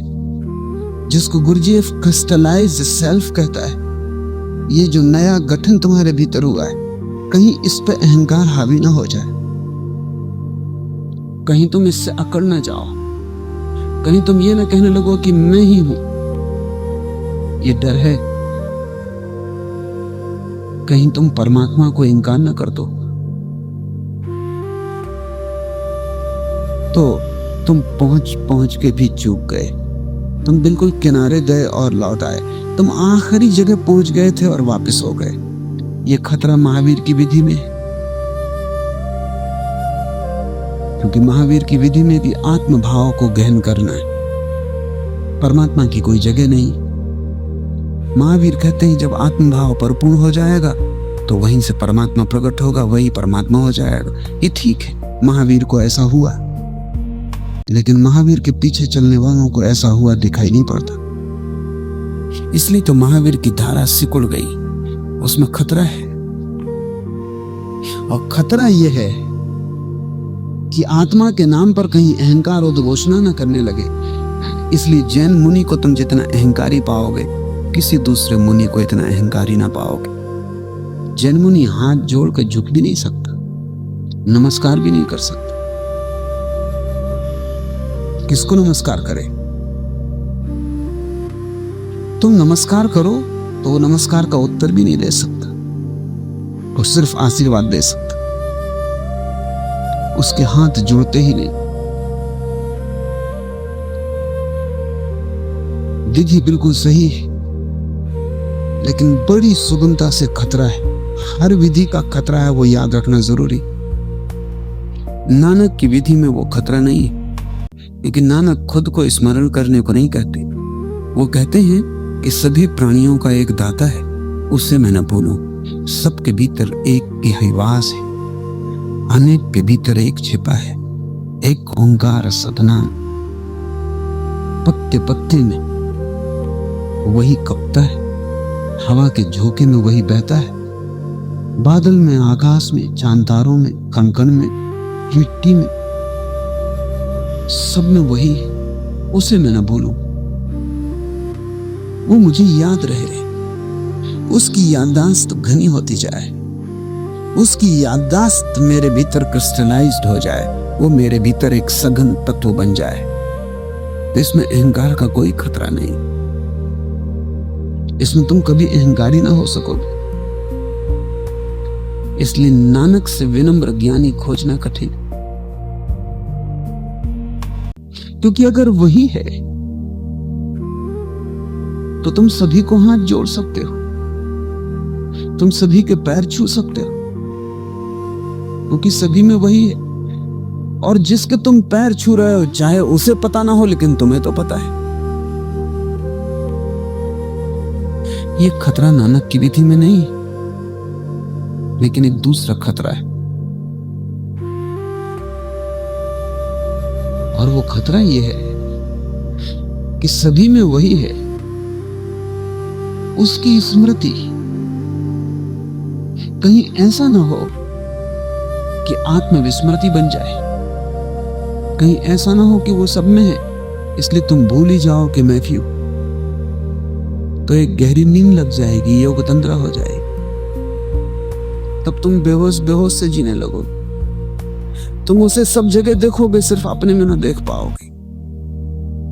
वो चारों तरफ दिखाई पड़ेगा, 10 दिशाओं से उससे भर जाएंगी, लेकिन 11वीं तुम्हारी दिशा अछूती रह जाएगी। तो तुम उसका गुणगान करोगे, तुम उसकी महिमा गाओगे, लेकिन तुम खुद उस महिमा से वंचित रह जाओगे। ये खतरा है, लेकिन ये खतरा पहले खतरे से छोटा खतरा है, क्योंकि जो सोया है उसे जगाया जा सकता है, लेकिन जो अहंकार से भर गया है उसकी नींद भयंकर, वो कोमा में, उसे जगाना बहुत मुश्किल। वो कोई साधारण नींद में नहीं है, उसको तुम हिलाओ डुलाओ कोई फर्क न पड़ेगा। तंद्रा तोड़ी जा सकती है, इसलिए योगियों ने उसे अलग से नाम दिया योग तंद्रा। उसको निद्रा भी नहीं कहा, क्योंकि निद्रा को तोड़ने में थोड़ी तकलीफ है, तंद्रा को तोड़ने में जरा भी तकलीफ नहीं। तुम तंद्रा में हो और कोई ताली बजा दे तो टूट जाएगी। नानक का मार्ग महावीर के मार्ग से सुगम, पर खतरे को हमेशा याद रखना चाहिए। हर मार्ग का खतरा तो होगा ही, क्योंकि हर मार्ग पर भटकने की संभावना है, हर मार्ग से च्युत हो जाने की संभावना है। और तुम ऐसे हो कि अगर तुम्हें खतरा न बताया जाए तो पूरी संभावना है कि तुम भटक जाओगे। महावीर का मार्ग त्याग में भटक गया, नानक का मार्ग भोग में भटक गया। कि महावीर ने कहा कि संसार को बिल्कुल छोड़ दो, भोग का कण मात्र न बचने दो, तुम परम संन्यास्त हो जाओ। उसका परिणाम ये हुआ कि महावीर के त्यागी संसार के दुश्मन होकर जिए। और जब तुम किसी के दुश्मन होकर जीते हो तो जिसके तुम दुश्मन हो उससे तुम बंधे रह जाते। जिससे तुम्हारी शत्रुता है उसे तुम भूल नहीं पाते, उसका स्मरण बना रहते। तो महावीर का जो त्यागी है वो 24 घंटे संसार से लड़ रहा है, लड़ने की वजह से संसार का स्मरण कर रहा है। आत्मा वगैरह का स्मरण तो एक तरफ रह गया है, भोजन, कपड़ा, उठना बैठना, कहाँ सोना नहीं सोना, उस सब में उसकी झंझट लगी हुई, वो भटक गया त्याग में। नानक ने ठीक दूसरी बात कही कि सब कुछ वही है, सब कुछ उसी का है, संसार को छोड़ के कहीं जाने की कोई जरूरत नहीं, संसार में ही वो मौजूद है। तो नानक का मानने वाला संसार में भटक गया है। नानक ने कहा कि संसार को छोड़ के कहीं जाने की जरूरत नहीं, इसका मतलब ये नहीं कि संसार काफी, संसार में ही उसको खोजना है। इसलिए तुम देखो, पंजाबी हैं, सिख हैं, सिंधी हैं, नानक को जो मानने वाला वर्ग है इस मुल्क में, सो तुम देखो खाने में, पीने में, कपड़े पहनने में सारा जीवन उसका लगा होगा। वो सोच रहा है कि संसार से बाहर तो कुछ है ही नहीं, बस यही सब कुछ। संसार में रह के उसे पाना है, संसार सब कुछ नहीं है। संसार छोड़ के जाने की कोई जरूरत नहीं, लेकिन तब खतरा है कि तब संसार ही सब कुछ बन जाए। इसलिए नानक के पीछे चलने वाला वर्ग संसारी होकर रह गया है, उसको देखने सोचने का सब धन संसारी। ये बड़े खतरे हैं, हर मार्ग के साथ खतरा है। और अगर तुम खतरे से सचेत नहीं हो तो 100 में 99 मौके पे तुम खतरे में ही जाओगे, क्योंकि तुम्हारी बुद्धि जैसी है वो ठीक तो चल ही नहीं सकती, वो तिरछी चलती।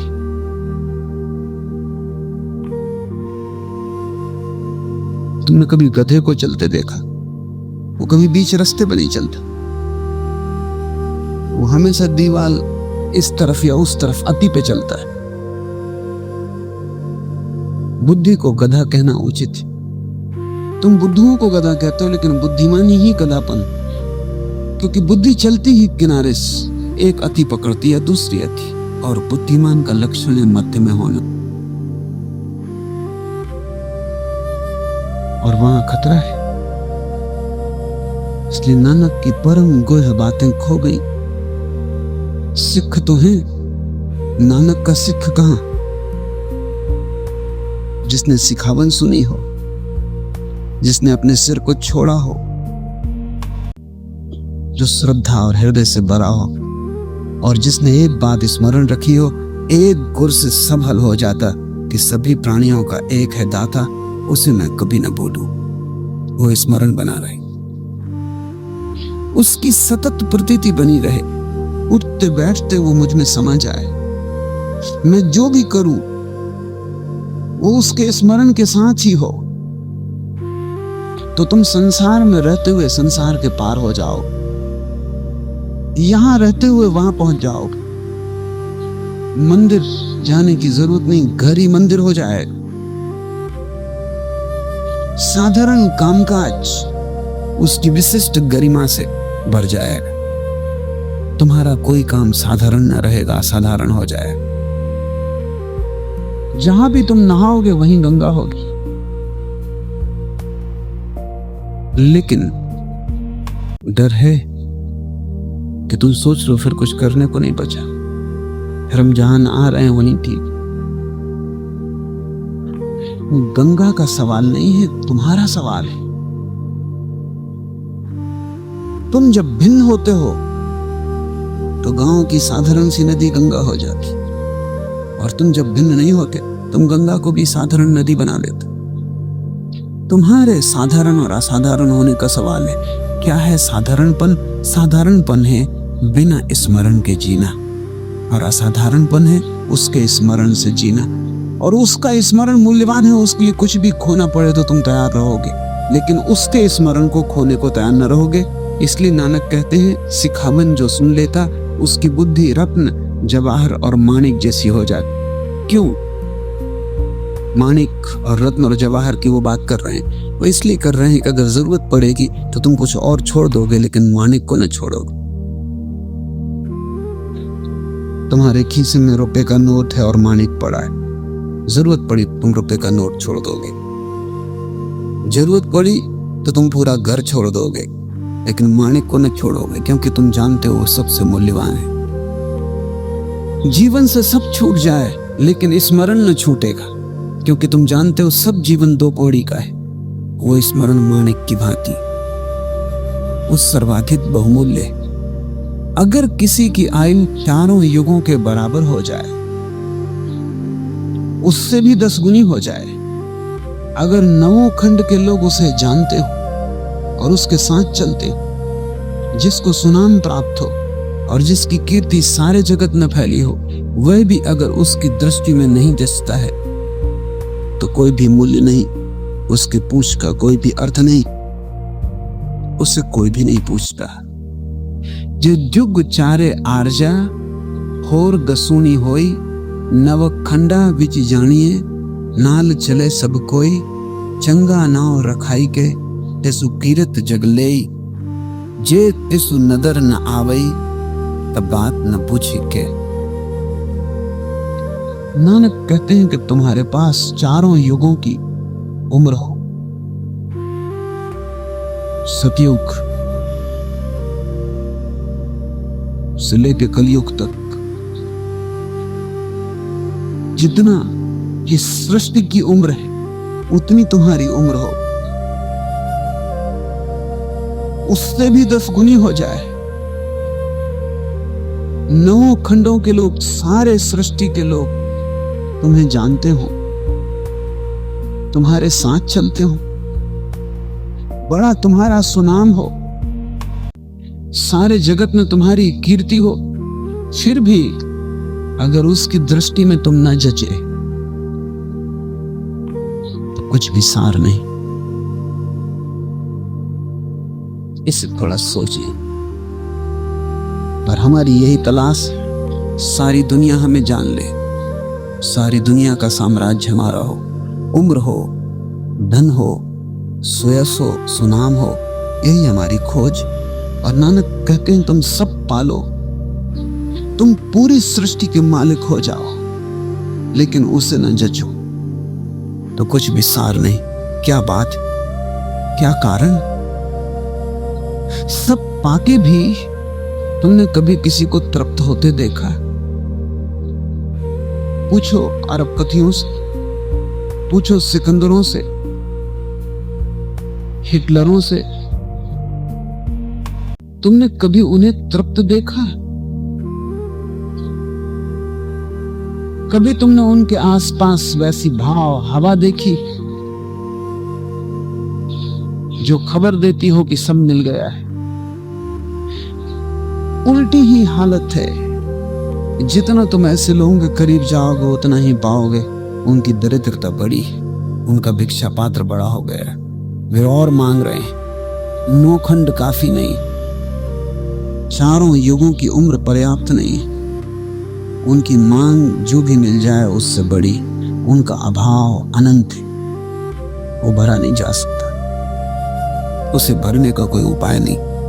उनकी तृष्णा दुष्पूर, उनकी चाह की कोई सीमा नहीं। वे जो भी मिल जाता है चाह आगे चली जाती, चाह आगे ही चलती जाती, चाहे तुमसे मिलो आगे चलती, तुम जहां जाते हो तुमसे पहले पहुंच जाती। और जितना ज्यादा तुम्हारे पास होता है उतना ही तुम्हें एहसास होने लगता है कि तुम किसी गलत मार्ग पे चल रहे हो, क्योंकि तृप्ति तो मिलती ही नहीं, लौट भी नहीं सकते क्योंकि अहंकार का कहां लौट कर जाते हो। दो भिखमंगे एक झाड़ के नीचे विश्राम कर रहे थे और एक भिखमंगा रो रहा था, शिकायतें कर रहा था। जब सम्राट रोते हैं और शिकायतें करते हैं तो बेचारा भिखमंगा कह रहा था, ये भी कोई जीवन? आज इस गांव कल उस गांव, बिना टिकट सफर करो, कहीं भी उतार दिए जाओ, जो देखो वही उपदेश दे, मांगे रोटी मिले उपदेश, जो देखो वही कहा कि भले चंगे हो जाओ काम करो, हर जगह अपमान, हर जगह निंदा, ये भी कोई जीवन?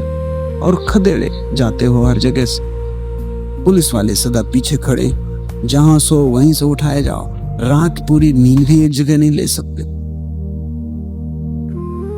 तो दूसरे ने कहा, तो फिर तुम ये काम छोड़ ही क्यों नहीं देते? उसने कहा, क्या मैं स्वीकार कर लूं कि मैं असफल हो गया? एक मंगा भी स्वीकार नहीं कर सकता कि वो असफल हो गया, तो करोड़पति तो कैसे स्वीकार करे, तो राजनीतिज्ञ तो कैसे स्वीकार करे कि असफल हो गया है? नहीं, वो कहता है सिद्ध करके रहूंगा। हालांकि आज तक कोई भी सिद्ध नहीं कर पाया, नहीं तो महावीर, बुद्ध, नानक, सम्मूढ़, कोई भी सिद्ध नहीं कर पाया कि मिलने से कुछ मिलता है। लेकिन अहंकार पीछे नहीं लौटना चाहता। अहंकार कहता और आगे बढ़ो, शायद थोड़ी दूर हो मंजिल, कौन जानता है। 2 कदम और, आशा का जाल फैलता चला जाता है और अहंकार पीछे नहीं लौटने देता, आशा आदि की तरफ खींचती। आशा भविष्य को रास्ता बनाती जाती है, अहंकार कहता है इतने चलाए। और अब तक कभी स्वीकार न की कमजोरी कि हम गलत मार्ग पर हैं, अब कैसे स्वीकार करो?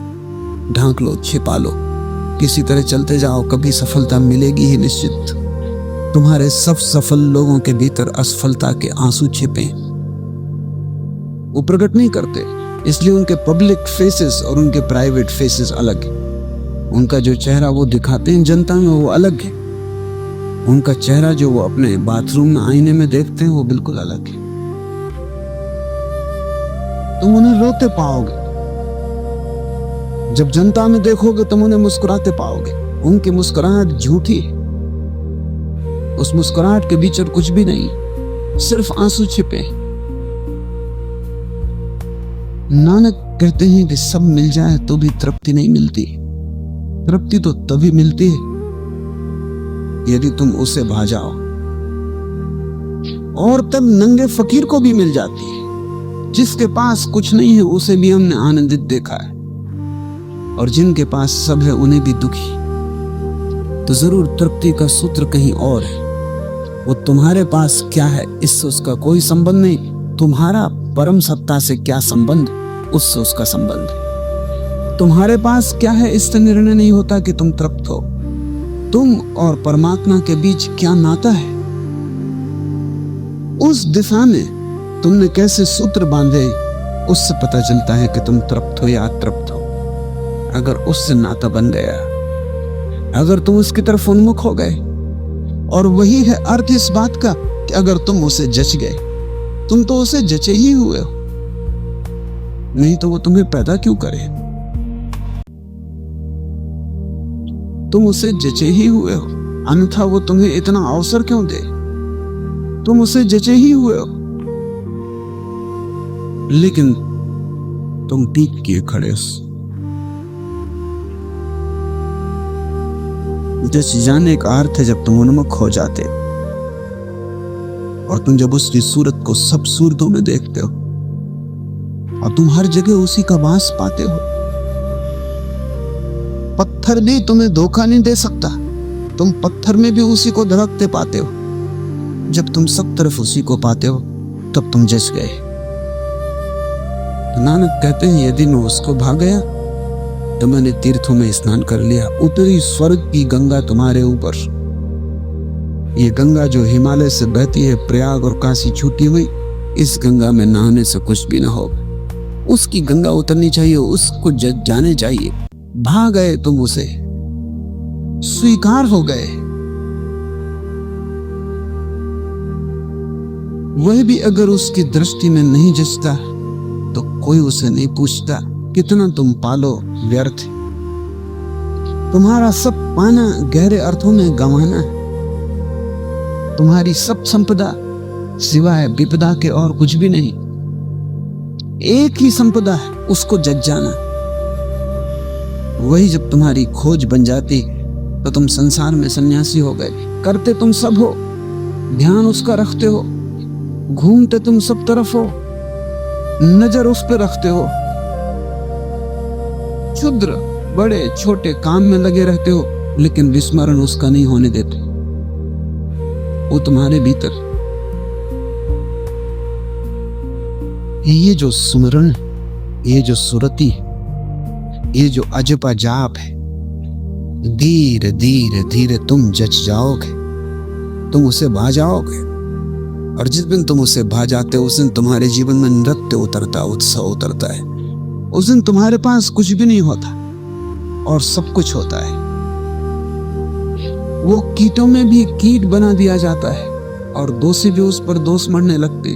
वो जो परमात्मा से वंचित है, सब पाले, तो भी कीटों में कीट बना दिया जाता है, और दोषी भी उस पर दोष मढ़ने लगते हैं। नानक कहते हैं कि वह गुणहीनों को गुणी बना देता है और गुणवानों को और गुण देता है। प्रभु के सिवाय और कोई नहीं है जो गुण प्रदान कर सके।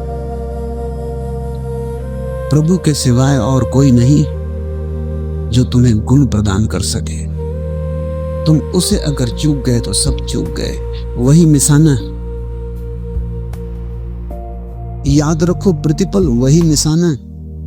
अगर तुम्हारे जीवन का तीर उस तक न पहुंचा तो कहीं भी पहुंच जाए वो असफलता है।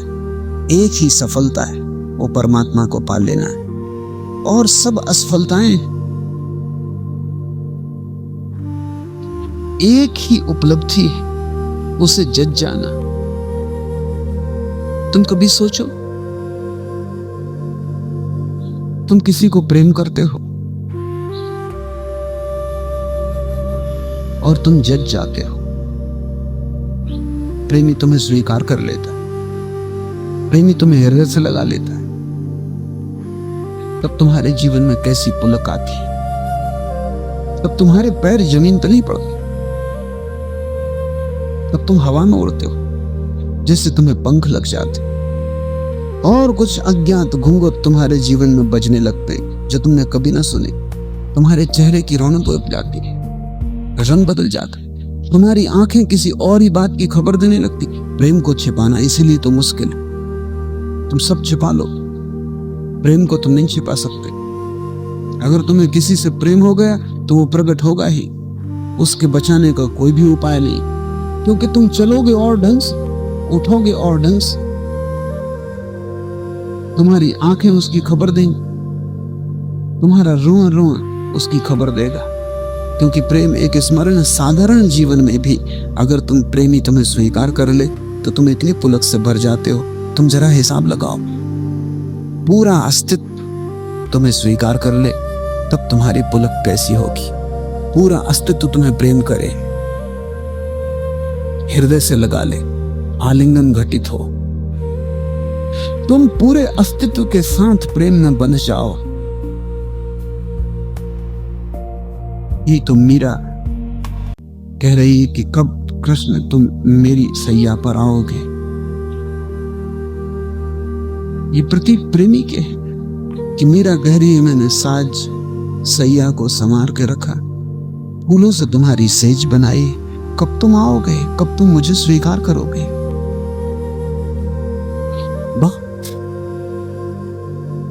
भगवान के लिए ऐसा ही प्यासा है जैसे प्रेयसी प्रेमी के लिए, जैसे चकोर स्वाति की बूंद के लिए प्यासा है, पुकार रहा है।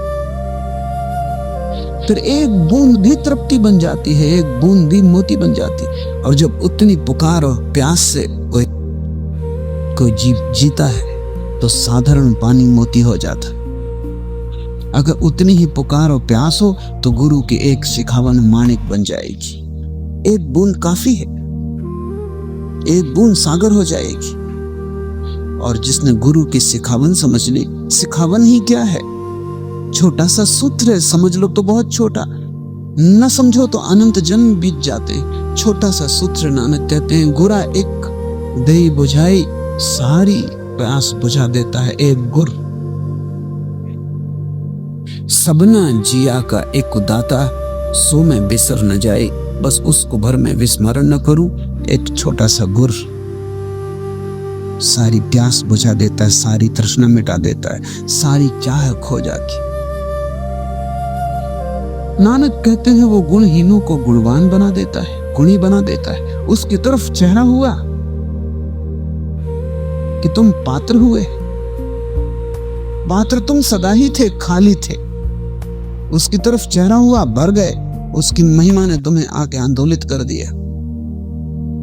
वीणा तो तुम्हारी सदा से तैयार थी, तुमने उसके हाथों में सौंप दी, उसकी अंगुलियों ने छुआ, संगीत का जन्म हो गया। संगीत सोया था, अंगुलियों की प्रतीक्षा थी, लेकिन तुम सौंपो अपनी वीणा को उसे। तब उस सौंपने का नाम ही श्रद्धा, सौंपने का नाम ही शिष्यत्व, सिख हो जाना, सौंपने का नाम ही समर्पण, उस सौंपने का नाम ही संन्यास, कि तुम अपनी वीणा उसके हाथों में दे दो और तुम कहो जो तेरी मर्जी, तेरी मर्जी अब मेरा जीवन होगी।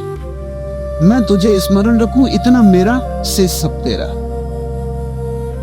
तू मुझे कभी ना भूले, इतनी मेरी मांग और सारी मांग समाप्त। एक छोटा सा गुर, नानक कहते हो गुणहीनों को गुणी बना देता है और गुणवानों को और गुण देता है। एक ही तो गुण है जीवन में कि तुम्हारे पात्र में वो समा जाए, भर जाए, कि तुम अकेले ना रहो, उसका संग साथ हो जाए, कि तुम अकेले ना भटको, अन्यथा तुम उसे खोजोगे, कई जगह पाओगे ना। कोई धन में खोजता है कि शायद कोई संगी साथी मिल जाए, कोई पत्नी में खोजता, कोई पति में खोजता, लेकिन वो सब खोज अधूरी। तुम जब तक उसको सीधा ना खोजोगे तो उसे ना पा सकोगे, और उसको पाते ही सब दुर्गुण बिसर जाते हैं। इसलिए नानक तुमसे न कहेंगे कि एक एक दुर्गुण को मिटाओ, क्योंकि वो तो अनंत है। चोरी छोड़ो, बेईमानी छोड़ो, हत्या छोड़ो, क्रोध छोड़ो, काम, लोभ, मोह, मत्सर, क्या क्या छोड़ोगे, वो तो अनंत है। नानक तुमसे नहीं कहते कि तुम उनको छोड़ने में लग जाओ एक एक को। नानक तो कहते हैं कि तुम उन्मुख हो जाओ परमात्मा की तरफ, उसको स्मरण करो, और जैसे ही वो तुम्हारी तरफ देखेगा, उसकी नजर तुम तो पड़ेगी कि सब बदल जाएगा। तुम स्वीकार हो गए, तुम जच गए, क्रोध अपने से तिरोहित हो जाएगा, लोभ अपने से गिर जाएगा। जिसने उसे पा लिया उसका कैसा लोभ, अब क्या पाने को बचा। जिसने उसे पा लिया अब कैसा क्रोध, अब कौन क्रोध करने को बचा। जिसने उसे पा लिया अब कैसा काम, अब कैसी वासना। परम संभोग घटित हो गया, अस्तित्व के साथ मिलन हो गया। आखिरी विवाह हो गया, अब किस प्रेमी की तलाश। कबीर कहते हैं मैं राम की दुल्हनिया, मैं उसकी दुल्हन हूं। और जब राम से लगाव हो गया और जब राम की दुल्हन बन गए, अब कैसी काम वासना है। काम वासना में हम उसी को खोजते थे, गंदे नदी नालों में हम उसी की गंगा को खोजते थे। तृप्त नहीं होते थे क्योंकि उस गंदगी से हम तृप्त न हो सकेंगे। ऐसा ही जैसे हंस को हम पानी पिला रहे हो नदी नाले का, गंदा नालियों का, और हंस तृप्त ना होता हो, उसे मानसरोवर चाहिए। तुम्हारा हंस भी मानसरोवर मांगता है, स्फटिक जैसा स्वच्छ जल मांगता है। परमात्मा से कम तुम्हारी प्यास को कोई भी बुझा ना सकेगा। और जैसे तुम उसकी तरफ मुड़े, सब दुर्गुण गिर जाते, तुम गुणों से भर जाते हो। गुणियों को और गुण दे देता है। कहते हैं नानक प्रभु के सिवाय और नहीं है कोई जो गुण प्रदान कर सके।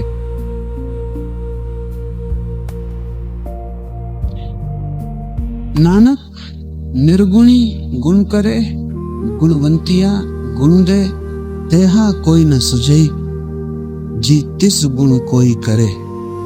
उसके अतिरिक्त तुम कहीं भी भटको, तृप्त न हो सकोगे।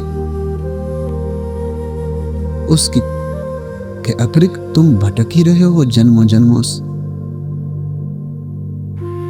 और अभी तक तुम्हें होश नहीं आया। आशा अभी भी बंधी है कि शायद उसके बिना पहुंच जाएंगे, और अहंकार पीछा कर रहा है कि इतने दिन किया, उसका ऐसी गंवा दे। तुम उस तरह के आदमी हो कि एक आदमी मकान बनाए और मकान जीव जर्जर हो, उसकी नींव ठिकाने की ना हो, रेत पर रखी, और अचानक जब मकान बनने के करीब आए तब कोई कहे कि इस मकान में भीतर मत जाना, ये मकान गिर जाएगा, इसमें तुम मरोगे। तो तुम्हारा मन कहेगा कि इतना खर्च किया, इतनी मेहनत की, इतनी मुश्किल से बनाया, क्या वर्षों की मेहनत को ऐसे ही जाने दे। और तुम्हारे मन में आशा उठेगी कि कौन जाने गिरे न गिरे, कौन जाने ये विशेषज्ञ गलत हो, और अब तक तो खड़ा ही रहा है, तो क्या कठिनाई है कि आगे भी खड़ा रहे। बस यही तुम्हारी हालत है, जिससे कोई आदमी रास्ते पर भटक जाए और हम उससे कहें कि तू रास्ता पीछे छोड़ आया। और बात, एक कवि अपने संस्मरण लिख रहा है, उसने अपने संस्मरण मुझे देखने भेजे। उसमें एक संस्मरण मुझे सच में पसंद आया। उसमें लिखा है कि वो भटक गया, हिमालय के तराई में यात्रा को गया, रास्ता भटक गया। फिर झोपड़े के सामने उसने अपनी कार खड़ी की। एक स्त्री ने दरवाजा खोला और उसने पूछा उससे कि मैं ठीक रास्ते पर तो हूं। मैं मनाली पहुंचना चाहता हूं, पहुंच जाऊंगा ना। उस स्त्री ने गौर से देखा और उसने कहा कि मुझे अभी यही पता नहीं कि तुम किस तरफ जा रहे हो, तो तुम जा किस तरफ रहे हो। कवि ने सोचा कि पहाड़ी स्त्री है, समझदार ज्यादा नहीं दिखाई पड़ती, तो उसने कहा तू इतनी मुझे बता दे कि मेरे गाड़ी का प्रकाश जो है वो ठीक मनाली के रास्ते की तरफ पड़ रहा है। उसने कहा एक प्रकाश पड़ रहा है, लाल वाला।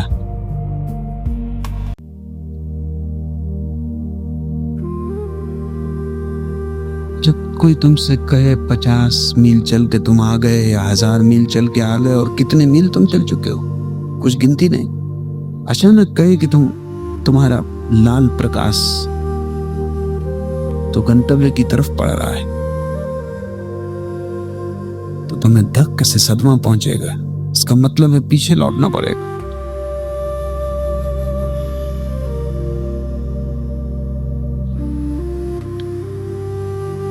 तुम्हारा अहंकार कहेगा कि थोड़ी और कोशिश कर लो, कौन जाने ये स्त्री सही हो या ना हो, पागल हो, झूठ बोलती हो, कोई प्रयोजन हो इसका, कोई लक्ष्य हो, भटकाना चाहती हो, क्या भरोसा। पीछे लौटने में अहंकार को चोट लगती है कि क्या मैं इतनी देर तक गलत था।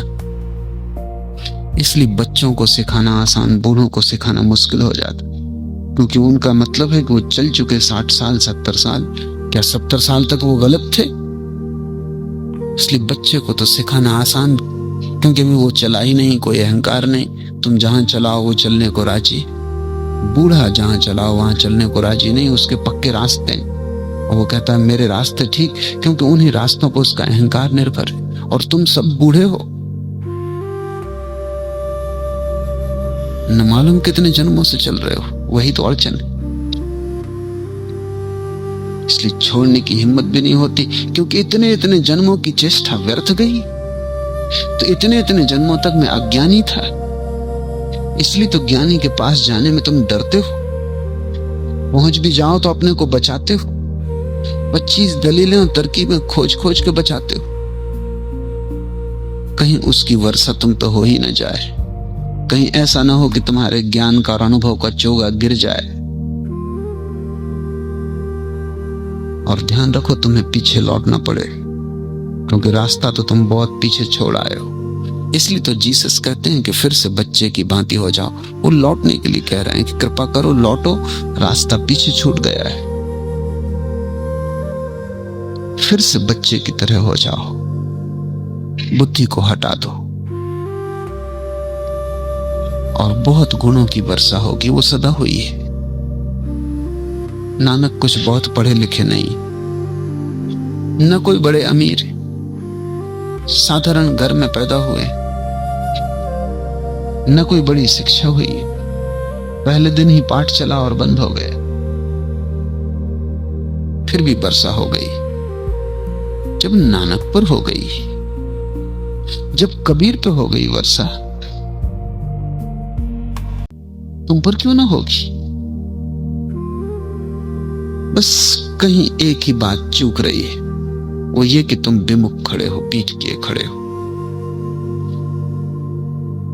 एक ही गुर से सब हल हो जाता है कि सभी प्राणियों का एक दाता है, उसे मैं न भूलूं। गुरा एक दई बुझाई, सबना जिया का एक दाता, सो मैं बिसर न जाए। आज इतना ही।